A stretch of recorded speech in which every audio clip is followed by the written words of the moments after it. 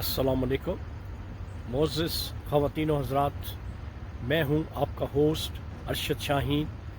मैं अपने मोअज़्ज़िज़ नाज़रीन को कनाडा के फेडरल कैपिटल ओटावा से खुशामदीद कहता हूं, इस उम्मीद के साथ कि मेरे मोअज़्ज़िज़ नाज़रीन मेरी आज की वीडियो इंतहाई ज़ौक़ व शौक़ से देखेंगे। नाज़रीन, आप देख रहे हैं मेरा चैनल आप और हम शाहीन और उज़ैर के साथ। आपसे मेरी इतनी सी रिक्वेस्ट है कि आप मेरे चैनल को सब्सक्राइब ज़रूर कीजिएगा, शुक्रिया। नाज़रीन, बहुत सी ख़बरें होती हैं लेकिन क्योंकि टाइम जो है बड़ा ही लिमिटेड होता है, इस वजह से जो चीदा ख़बरें होती हैं वो मैं आपके साथ शेयर कर लेता हूं। तो आइए बग़ैर कोई वक्त ज़ाया किए आज की ख़बर जो है वो मैं आपके साथ शेयर किए देता हूं। नाज़रीन, इस वक्त जो इस्लामाबाद की सूरत हाल है, जैसा कि आप भी जानते हैं, आपके सामने है कि लॉन्ग मार्च की वजह से इस्लामाबाद को चारों तरफ से जो है कंटेनर्स के साथ उसका मुहासरा कर दिया गया है। जो मेन जो बात मैंने आपसे करनी है और आपके गोश गुजार करनी है बात, वो ये है कि एफसी और रेंजर्स जो है वो तो जब कभी कोई केओस होता है, मुल्क में अफरा तफरी होती है या कोई बलवा होता है या कोई लड़ाई झगड़ा होता है और वो फसाद जो है वो इंतहा को पहुंच जाता है, तो इंटीरियर मिनिस्टर जो हैं वो कॉल कर लेते हैं एफसी को और रेंजर्स को। लेकिन यहाँ पे सूरत हाल टोटली चेंज है। जो लॉन्ग मार्च का एक खौफ और एक दबदबा जो इमरान खान की तरफ से है, उसमें जो हमारे मौजूदा इंटीरियर मिनिस्टर हैं राना सनाउल्लाह, उसने आर्टिकल 245, ये मैं आपको थोड़ा सा बता दूं, आर्टिकल 245 एक ऐसा आर्टिकल है जिसके तहत जो है आर्मी को बुलाया जा सकता है। तो अब जो सूरत हाल है वो ऐसी बन गई है कि राना सनाउल्लाह जो इंटीरियर मिनिस्टर हैं, फेडरल इंटीरियर मिनिस्टर हैं, वो आर्मी को भी बुलाना चाह रहे हैं या आर्मी को वो बुला रहे हैं। तो नाज़रीन, ये बात जहन में रखिएगा। मैंने अपनी पहली जो वीडियो अगर आपने मुझे देखी हो, मैंने आपको बताया था कि एमरजेंसी के जो चांसेस हैं वो मुल्क में काफ़ी प्रोमिनेंट हैं, काफ़ी ऐसे इम्कानात मौजूद हैं कि एमरजेंसी जो है आर्मी की, ये बात जहन में रखिएगा, सिविल की नहीं। जब आप आर्टिकल 245 के तहत आर्मी को बुलाएंगे तो यकीनी बात है आर्मी को तब बुलाया जाता है जब हालात जो हैं वो सिविल गवर्नमेंट के इख्तियार से बाहर हो जाते हैं। तो यहाँ पे सूरत हाल वो बनने जा रही है कि हालात इनके कंट्रोल से बाहर होने हैं और आर्मी ने सिविल में आके मुदाखलत करनी है। यकीनी बात है फिर जो सूरत हाल बनेगी वो आप भी समझते हैं कि वो टेक ओवर कर सकते हैं। जबकि हमारे जो मौजूदा आर्मी चीफ है उन्होंने ये अंदिया दे दिया है कि वो रिटायर हो जाएंगे, वो किसी किस्म की एक्सटेंशन नहीं लेंगे। लेकिन ये सिर्फ कहने की बातें हैं, जब वक्त आता है तो फिर असल पता चलता है कि क्या होने वाला है। और दूसरी खबर नाजरीन जो मैं आपके साथ शेयर करना चाह रहा हूँ वो है जनरल आसिफ मुनीर की। जनरल आसिफ मुनीर जो है, अगर आपको याद हो तो ये कुछ वक्त के लिए DGISI भी रह चुके हैं, लेकिन इमरान खान को जो मुबैना तौर पे ये बात मैं कर रहा हूँ, इमरान खान को कुछ शिकायत सी इनसे, जिसकी वजह से इनको हटा के उन्होंने जनरल फैज़ हमीद को DGISI लगा दिया गया था। पता ये चला था कि ये जो जनरल साहब थे ये कोई उनके घर की जो ख़बरें थी वो लेते थे और वो फिर वो आगे जो ना वो पहुंचाते थे। इस किस्म की जो गड़मड़ की हुई बातें थी वो इनके बारे में जो है वो बताई जाती हैं, जिसकी वजह से इनको जो है इमरान खान ने DGISI से हटा के जनरल फैज़ हमीद को लगा दिया गया था। नाजरीन, इस वक्त जो है जो मरियम नवाज शरीफ साहिबा हैं लंदन पहुंच चुकी हैं।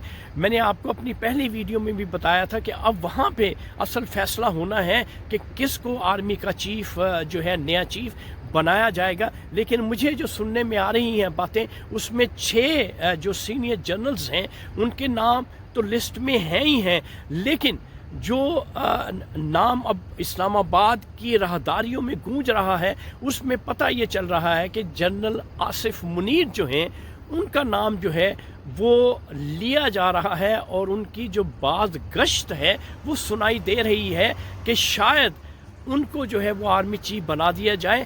حالانکہ ان کے بارے میں مجھے اتنا پتہ ہے کہ وہ جنرل ہمارے جو موجودہ جنرل باجوہ ہیں ان سے پہلے وہ ریٹائر ہو رہے ہیں، تو وہ کوئی ٹیکنیکلی یا ٹیکنیک کی بنیادوں پر کوئی ایسی صورتحال سننے میں آ رہی ہے کہ ان کے چانسز جو ہیں وہ لگتے ہیں۔ کیوں کہ مریم نواز جب لندن پہنچی ہے تو وہاں پہ بھی انہوں نے ان کی زبان سے بھی جنرل آصف منیر کا ذکر ہوا ہے۔ تو یہ خبریں کیونکہ مجھ تک پہنچی تھی تو میں نے چاہا کہ آپ کے ساتھ جو نا شیئر کر لیا جائے، کیونکہ یہ ایک لسٹ ہوتی ہے 6 یا 7 جنرلز کی جو سینئرز ہوتے ہیں۔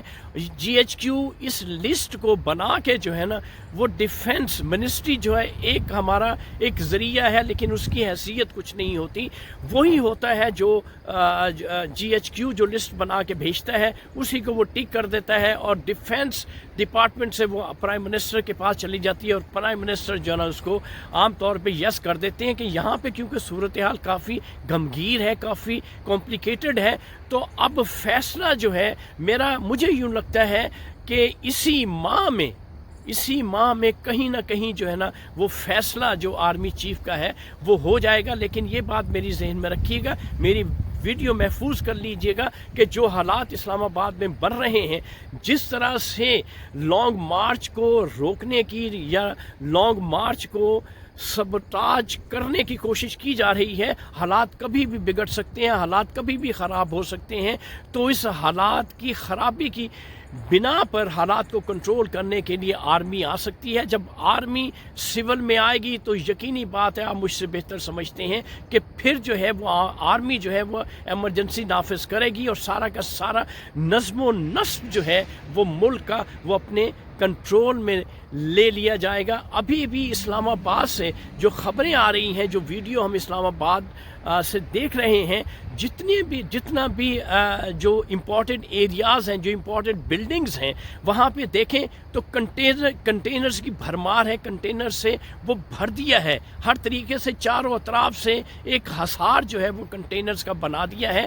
اب کیونکہ پنجاب سے لوگ جو ہیں وہ فیض آباد سے داخل ہوتے ہیں، تو فیض آباد کو بھی کنٹینرز کے ساتھ کور کرتی ہے، لیکن عمران خان جو ہے وہ اپنی تگ و دو میں اپنی تگ و دو کو انہوں نے جاری و ساری رکھا ہوا ہے۔ وہ اپنا جو انہوں نے لانگ مارچ کیے کا اعلان کر رہے ہیں اس کو خفیہ رکھا ہوا ہے، وہ کسی کے سامنے انہوں نے ابھی تک آشکارا نہیں کیا، لیکن موجودہ امپورٹڈ حکومت کو یہ پسو پڑ گئے ہیں کہ انہیں اندازہ ہو گیا ہے کہ ان کے ساتھ آنے والے دنوں میں کیا ہونا ہے۔ مجھے یوں لگتا ہے معزز خواتین و حضرات، یہ حکومت جو ہے اب چند دن سے زیادہ جو نا سٹے کر نہیں پائے گی، کیونکہ جو صورتحال بنی ہوئی ہے۔ ابھی پرائم منسٹر صاحب جو ہیں ایک خطاب کر رہے تھے، تو اس میں وہ عمران خان کو فراڈیا جو کہ وہ کہہ رہے تھے کہ عمران خان جو بہت بڑا فراڈیا ہے۔ میں صرف اتنا سا سوال کرتا ہوں پرائم منسٹر شہباز شریف صاحب، کیا انہوں نے آپ کی کوئی شوگر مل ہتھیا لی؟ کیا انہوں نے کوئی آپ کی پراپرٹی ہتھیا لی؟ کیا انہوں نے آپ کی جو بزنس تھا کیا وہ آپ سے ہتھیا لیا؟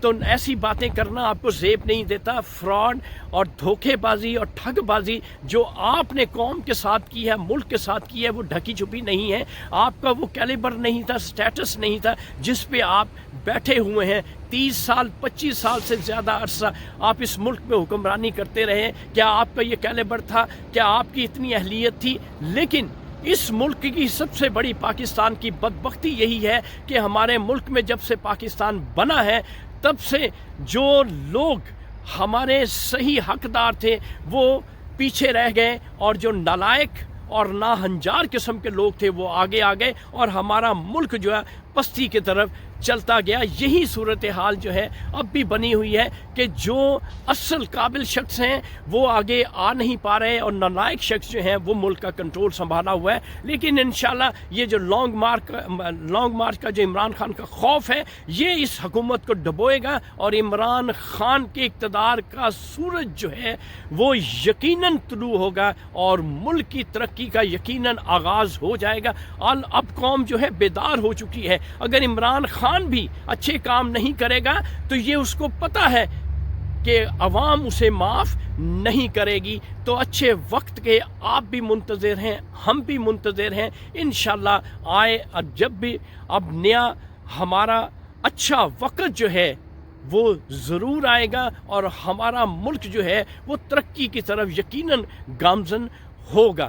تو ناظرین، یہ تھی چند خبریں جو میں نے آپ کے ساتھ آج شیئر کرنی تھی۔